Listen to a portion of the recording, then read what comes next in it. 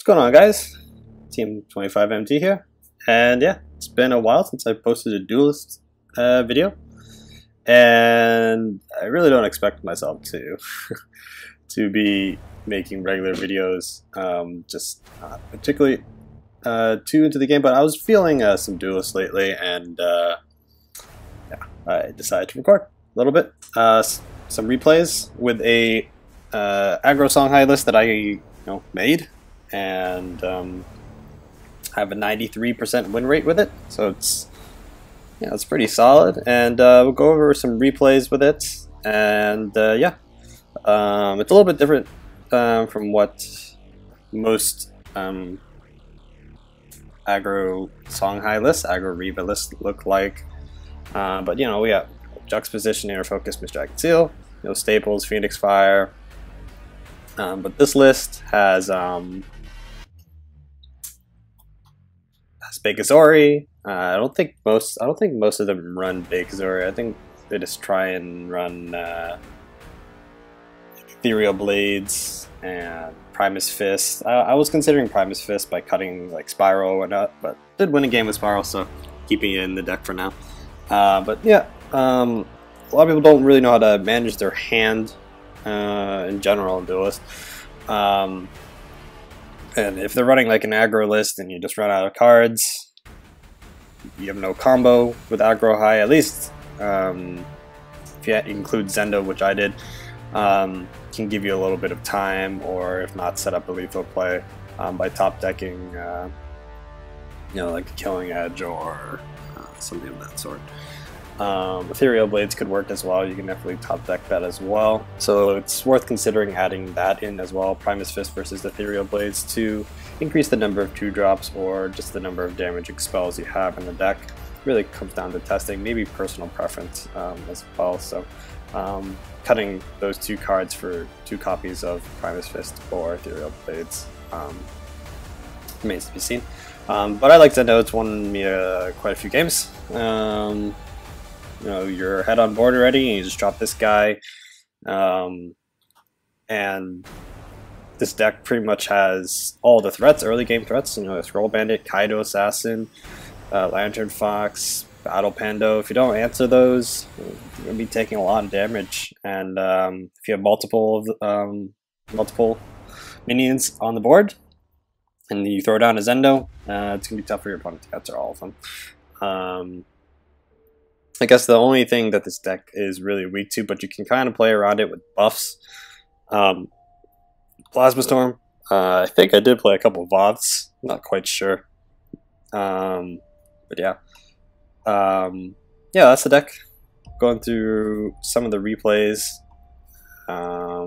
Oops. Go to some of the replays. Okay, the Duels client crashed.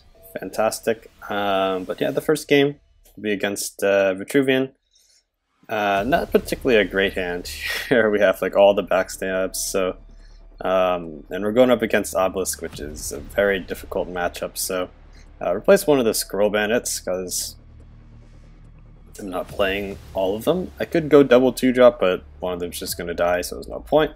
So just a safe Battle Pando. Limit the options of it spawning to just here. So if he has a Doomcaster and it spawned here, he has a higher chance, of trying to kill this Battle Panda with Doomcaster, and he does have the Doomcaster, so so he plays the Doomcaster just to develop a plays 2 Doomcasters. I do think that's a misplay. I think he should have just held on to it. Like if I have like Misdragon Seal or whatever, and I decide to develop other things, which I do. So let's pretty much just play my hand here, because I do have Spelljammer in hand. A little early for Zendo, plus if I ramp into it, could just get Blood of Arid anyways, so there's no point. I decided to put here to try and keep this, if he decides to trade with the Wind Dervish, it's going to be all the way back here.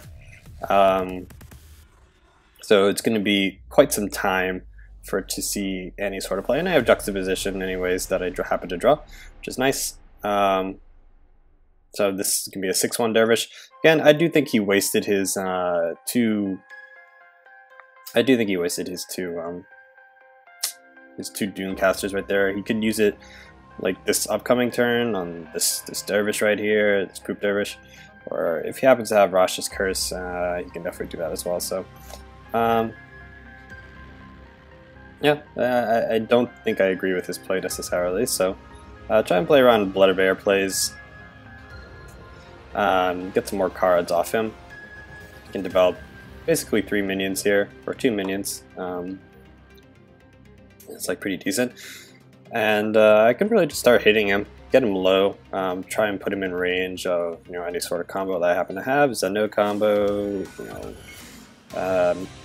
Hot Seeker, Inner Focus Killing Edge. But he has a Star's Fury, something you don't see very often, but is a very strong card indeed. Very good tech, and pretty much just wipes my board out. So yeah. Yeah, you could just easily clean my board here, but I guess he decides to try and outrace me, which I don't know if that's correct. He probably should have just cleared my Spelljammer in all honesty, because, if Songhai runs out of cards, especially aggro, as I mentioned before, kind of just have to concede the game, until you can draw some really quick draw. But decides to keep my Spelljammer alive, which is a little bit of a misplay, because I can definitely out-damage him, no problem. If I draw my combo pieces like Kill and Edge and whatnot. So I decided to develop another Spelljammer, draw more cards. And yeah, it's at the point where that 6-1, as I mentioned, it's all the way back here. It's all the way back here. And yeah, it's just going to be chilling there. It's not doing anything really. And he's taking a slow turn here by developing Sand Swirl Reader, which is pretty good because he can also develop a poop of his own. And he's starting to get low. I see Inner Focus, I see Rash's Curse in my hand, I see Zendo, I see Juxtaposition, and I'm like, I can do some damage. So that's what I end up going for. I mean, look at this. This thing literally just cleared my Battle Pando and used 2 cards on it. It's just chilling all the way back there. And seeing that, I know I can just try and take a slow turn and try and, develop a lot of damage if I can. I was thinking about doing like Heartseeker Ascendo in this way, but he can just Blood of Air and kill both of those, so it's not particularly the strongest play I had in mind. So and he has all this stuff to clear my Spelljammer and my Kaido Assassin, so maybe that's not the best thing. I don't want to get blown out by 1 card. So I decided to go face here, get him low. Typically Obelisk lists don't run healing. Just apply a Heartseeker here and a Zendo here. So I can try and get some damage in. Maybe I could have put Spelljammer here and Zendo here, so it keeps my Spelljammer alive. Maybe that would have been better. But regardless, I could have cleared everything anyways. So, but more importantly, it was out of the 6-1's reach, which is I wanted. So, but he had the Blood of Air anyway, so we were drawing a lot of cards, so I probably did draw him, a couple Blood of Airs to be expected. So that's why I didn't want to make the Heartseekers end up play all the way back here. And I don't have any positional spells anyways, and he has a Bone Storm. So he was able to clear my whole board, but he didn't really develop anything, and I'm just like, I'm fine with that. And right now, I see 2 Inner Focuses, Rash's Curse, and that's why I wanted to hold on to it, so if I keep my distance, I can develop board in his face. If he decides to come onto me and pressure him that way, until I drop my Spiral Technique, whatever, to get that last few points of damage in. So, yeah, keep my distance. Don't want to be anywhere near this Soulburn Obelisk. Thankfully, it's a Soulburn, not pretty much anything else. Fireblaze or what's the 0-4 that deals 6? That one. Lava Storm Goal Obelisk. That would really be kind of annoying. But I just decided to, just do a bunch of damage here.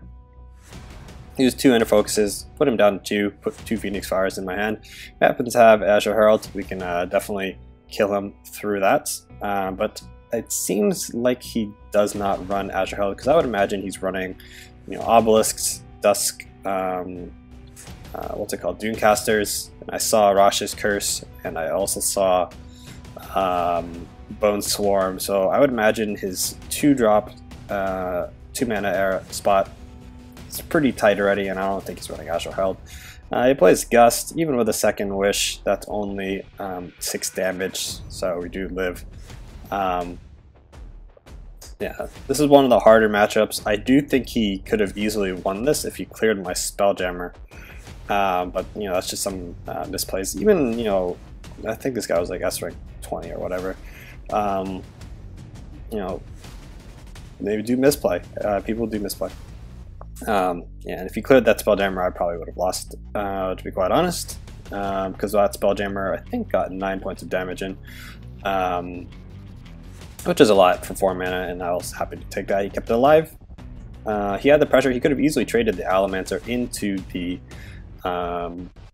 Spelljammer and still get an Obelisk, but I think he was just greeding for cards. Maybe he didn't have draw of his own, and maybe that's on him for running that, but I would imagine you running draw cards for sure. There's no more Whispers of the Sand. Well, there is, you can still use it, but it doesn't draw you a card anymore, so you would have to rely on things like First Wish, Golems, or I don't think you'd be running Golems seeing the number of 2-drops he's played, or Spelljammer of his own. But yeah, we'll look at another replay. Which one was this? I think this was a good match. I think the Burst game was a good match, if I recall. Let's see. Another Xerix. Yeah, I guess we'll just show you tougher matchups with not particularly a great hand. But leading off with a power 3-drop like Lantern Fox or Battle Pando is very good against oh, okay, this was a fault list, you know, the list that I piloted through SREC 1. I think Riv Wrath as well, the original curator of the deck. You know, very, very popular list, and leads off with Golden Metallurgist. Unfortunately, I don't have a thing to answer. I don't have Phoenix Fire or, you know, Inner Focus, but yeah, that's okay. Also, Portal Guardian. Actually, no, maybe it's not a fault list to my knowledge, but he has Portal Guardian, and he's guaranteed himself Blood of Air, and there's not much I can really do about it. But I do want to get rid of the Portal Guardian, because if I just go face here for 7 damage, like, yeah, I put him down to 18, but if he Blood of Airs and there's a Portal Guardian in my face and I have no board, so I decided to you know, just limit his options, limit his board. But thankfully it's Sand Swirl Reader, which I like a little bit better, obviously, than Blood of Air, because that means I get to keep my Scroll Bandit for sure, and I can just develop a Heartseeker and a Spelljammer here, and I want it a little bit farther away, so if he decides to run away from me, the Spelljammer is pretty much in his face. He can't really body block around that as well, so I just play it behind him. I want him in my face here to start punching me. He may think he's ahead on board, but I think that's just fine. Yeah, I'm also playing around Lost in the Desert. Could have easily played like the Heartseeker around here, and just you know, just chill. I don't know why he played the Blistering Scorn right there. I probably would have just played it in my face. To be quite honest, I would just, you know, pressure, because, you know, he clearly has board advantage. He has, you know, 2/2, another 2/2, 4/4. Yeah, he's got quite the pressure on me. So I just decided to go for a Battle Panda Inner Focus Phoenix Fire. I can always refill my hand because I do have Spelljammer. Yeah, so the board's now back in my favor, which I think is which is fine. Blood of Air, it's not the worst thing in the world, really. You know, because that would be his entire turn. He would probably just Blood of Air plus 2-drop, or Blood of Air plus Poop Dervish. Could care less. So board's back in my favor now.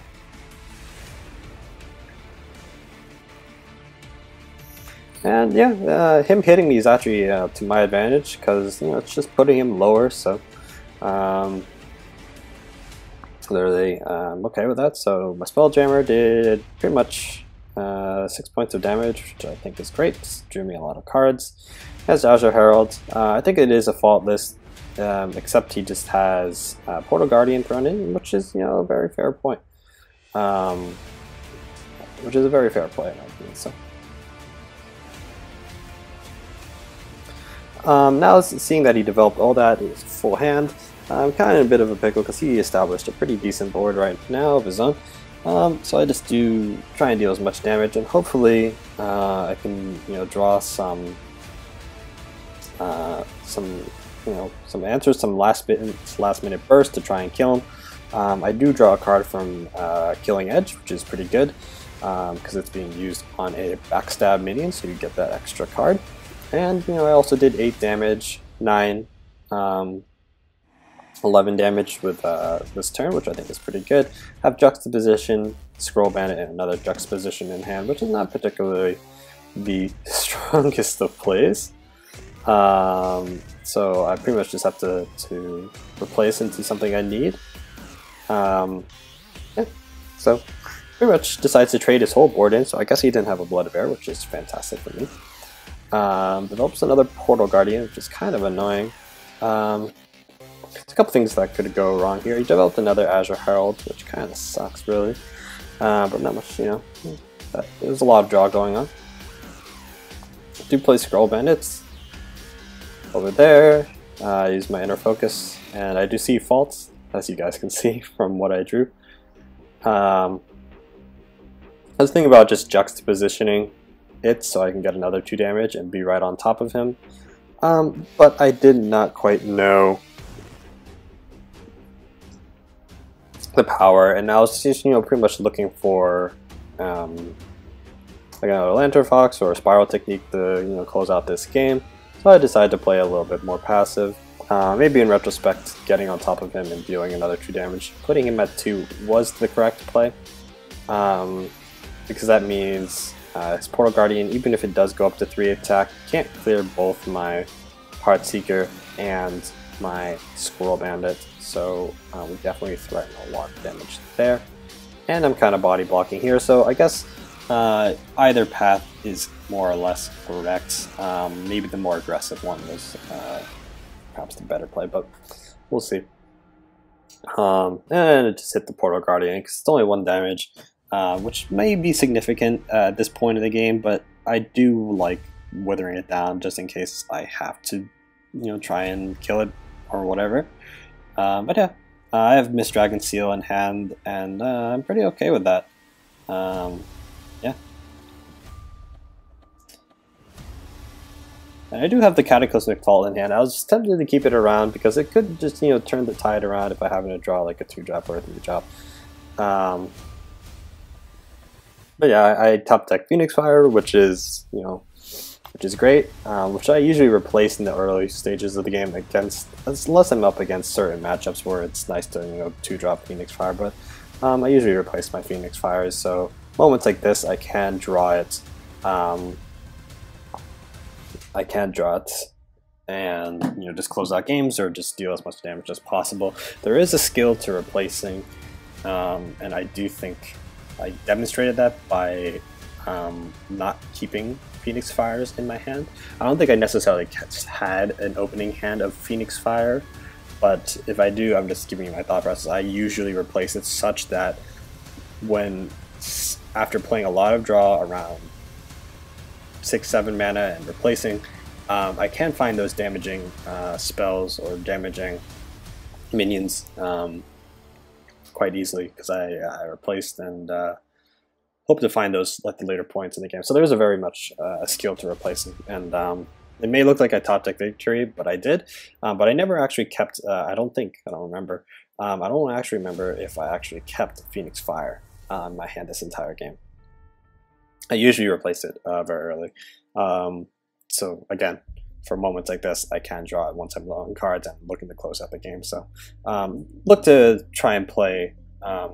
If you're like a combo list like Mantra, yeah, it's nice to have Phoenix Fire early in the game, but remember that's also your damage, and you can use it to control. You can use it to Actually, no, I did draw Phoenix Fire. I used it on the Blistering Scorn. But the point is, like, yeah, it's nice having Phoenix Fire as an option in your early game. But if it's not really doing you any good, just replace it.